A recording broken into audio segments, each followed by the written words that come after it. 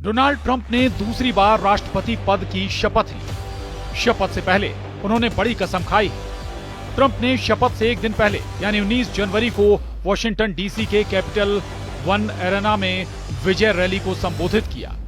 Trump ने तीसरा विश्व युद्ध रोकने की कसम खाई है। शपथ से पहले वो जिसे tomb of the unknown soldier कहा जाता है, वहां शहीद सैनिकों को श्रद्धांजलि देने पहुंचे थे। डोनाल्ड ट्रंप जब सीढ़ियों से उतर रहे थे तो उनके जहन में यूक्रेन, गाजा, ईरान, यमन, उत्तर कोरिया और चीन चल रहा था। ये वो जगह हैं जहां पर अफगानिस्तान और इराक में मारे गए अमेरिकी सैनिक दफन हैं। और यहां डोनाल्ड ट्रंप का आना बड़ा मैसेज है। ऐसा इसलिए क्योंकि 2025 बहुत बड़े युद्ध का साल कहा जा रहा है, क्योंकि हालात ऐसे तैयार हो चुके हैं जिसमें अगर यूक्रेन और गाजा की जंग का हल निकल भी गया तो दुनिया में ऐसे वॉर जोन तैयार हो चुके हैं जिससे निपटना अमेरिका के लिए आसान नहीं होगा। और इस बार इजराइल और यूक्रेन से ज्यादा खुद अमेरिका टारगेट पर आ जाएगा। 16 दिसंबर 2024 को ट्रंप ने पुतिन से बातचीत पर क्या कहा था कि युद्ध बंद कराएंगे और ये उनके नए कार्यकाल का सबसे बड़ा एजेंडा है। हजारों लाखों जान जाने के बाद जब यूक्रेन और रूस की टक्कर खतरनाक होती जा रही है, तब ट्रंप का वादा देखकर पुतिन ने भी जवाब दिया। 19 दिसंबर 2024 को पुतिन ने क्या कहा वो भी देखिए।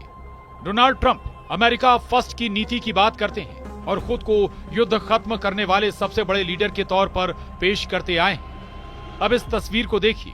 ये उस वक्त की तस्वीरें हैं जब हमास और इजराइल के बीच सीज फायर के बाद इजरायली बंधकों और फिलिस्तीनी कैदियों को रिहा करने और अदला बदली का काम शुरू हुआ। 7 अक्टूबर 2023 को शुरू हुआ गाजा और इजराइल का युद्ध अब खत्म हो चुका है और अब दोनों तरफ से डील की शर्तों को पूरा किया जा रहा है। गाजा जैसी खुशी की तस्वीरें इजराइल में भी देखी गईं। हमास के कब्जे से इजरायली बंधकों की रिहाई की खबर फैली तो उन लोगों के रिश्तेदार खुशी मनाने लगे जो पिछले 15 महीने से गाजा की सुरंगों में बंधक बनाए गए। अब इन लोगों को डील के हिसाब से रिहा किया जा रहा है। गाजा में हुए सीज फायर को भी डोनाल्ड ट्रंप की पहल का नतीजा माना जा रहा है। हमास और इजराइल के बीच हुआ युद्ध विराम और बंधकों की अदला बदली, ये तस्वीर 1 महीने पहले तक सोचना भी मुश्किल थी। लेकिन ट्रंप की सत्ता में वापसी ने गाजा में सीज फायर मुमकिन कर दिया। नेतन्याहू को ट्रंप से बातचीत के बाद वो करना पड़ा जिसका इंतजार पूरी दुनिया पिछले 15 महीनों से कर रही थी। गाजा की सड़कों और चौराहों से आई इन तस्वीरों पर डोनाल्ड ट्रंप की छाप है। इस बात से इजराइल या ईरान दोनों इनकार नहीं कर सकते। इसीलिए सवाल उठ रहा है कि क्या सबसे बड़े डील मेकर होने का दावा करने वाले डोनाल्ड ट्रंप अब युद्ध रोककर पुतिन के साथ सबसे बड़ी डील करने में कामयाब होंगे, जिसका मतलब होगा जेलेंस्की की हार। क्या डोनाल्ड ट्रंप ईरान से दुश्मनी खत्म करेंगे और खामनेई के साथ सुलह का ऐलान करेंगे, जिसका मतलब होगा इजराइल की हार। अमेरिका ही नहीं, पूरी दुनिया का फोकस इस वक्त पूरी तरह डोनाल्ड ट्रंप पर है और ट्रंप का फोकस अपने कैबिनेट पर, और उसमें भी सबसे आगे जो सलाहकार हैं वो हैं Elon Musk. Donald Trump Elon Musk के जरिए वो सब करना चाहते हैं जिसकी प्लानिंग उन्होंने पिछले 4 सालों तक की है। एलोन मस्क डोनाल्ड ट्रंप के लिए बहुत खास है। डोनाल्ड ट्रंप ने कहा है कि उनका नाम एलोन मस्क है। उन्होंने बोलने की आजादी को बचाया, कई बेहतरीन चीजें बनाई। वो कहां हैं? यहां आओ एलोन। उन्होंने कई पीढ़ियों बाद अमेरिका में एक प्रमुख अमेरिकी कार कंपनी बनाई। उनकी रॉकेट कंपनी ही बड़ी वजह है कि अब हम अमेरिकी अंतरिक्ष यात्रियों को स्पेस में भेज सकते हैं। नवंबर 2024 में एलोन मस्क को लेकर एक बहुत बड़ी खबर उड़ी। खबर यह कि डोनाल्ड ट्रंप ने एलोन मस्क को ईरान को लेकर बड़ी जिम्मेदारी दी है। न्यूयॉर्क टाइम्स ने छापा कि एलोन मस्क ईरान के संयुक्त राष्ट्र के राजदूत अमीर सईद इरावानी से मिले हैं और इस मीटिंग में दोनों के बीच ईरान और अमेरिका के तनाव को कम करने पर बात हुई है। यह मीटिंग 1 घंटे से ज्यादा चली। मीटिंग न्यूयॉर्क में कहां हुई ये नहीं बताया गया, यानी लोकेशन सीक्रेट रखी गई। ट्रंप के मीडिया ऑफिस ने कहा है कि हम निजी मीटिंग्स पर टिप्पणी नहीं करेंगे।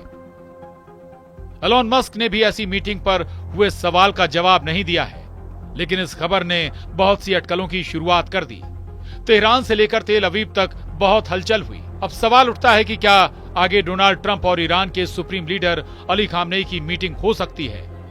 क्या एलोन मस्क और यूएन में ईरान के राजदूत की मीटिंग ट्रंप और खामनेई की मुलाकात की तरफ पहला कदम है? ठीक उसी तरह जैसा डोनाल्ड ट्रंप ने उत्तर कोरिया के लीडर किम जोंग उन से मुलाकात की थी। क्या इसी मीटिंग की तरह डोनाल्ड ट्रंप और अली खामनेई के बीच मुलाकात हो सकती है?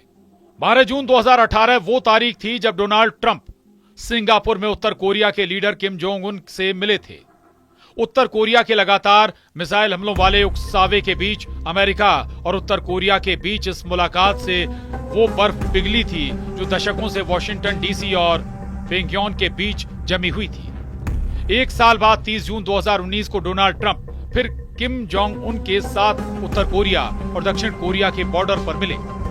इस मुलाकात ने भी साबित किया कि अमेरिका और उत्तर कोरिया के बीच हालात बेहतर हो सकते हैं और दुनिया ने ऐसा होता हुआ देखा भी। अब सवाल है कि क्या जिस तरह डोनाल्ड ट्रंप और किम जोंग उन के हाथ मिले, क्या उसी तरह ट्रंप और खामनेई के हाथ एक दूसरे की तरफ बढ़ सकते हैं और दोनों हाथ मिला सकते हैं? इन दोनों तस्वीरों की तुलना कीजिए और समझिए कि क्या 2018 और 2019 में जो दुनिया ने देखा, क्या 2025 में वैसा मुमकिन है? क्योंकि डिप्लोमेसी वाली डील बहुत सी दुश्मनी खत्म कर सकती है। ऐसे दुनिया पहले भी देख चुकी है।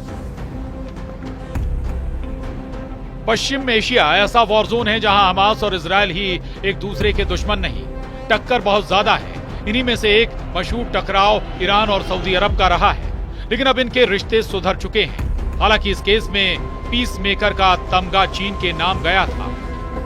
वहीं ट्रंप के पहले कार्यकाल में इजरायल और अरब देशों के बीच अब्राहम एकॉर्ड्स हो चुके हैं।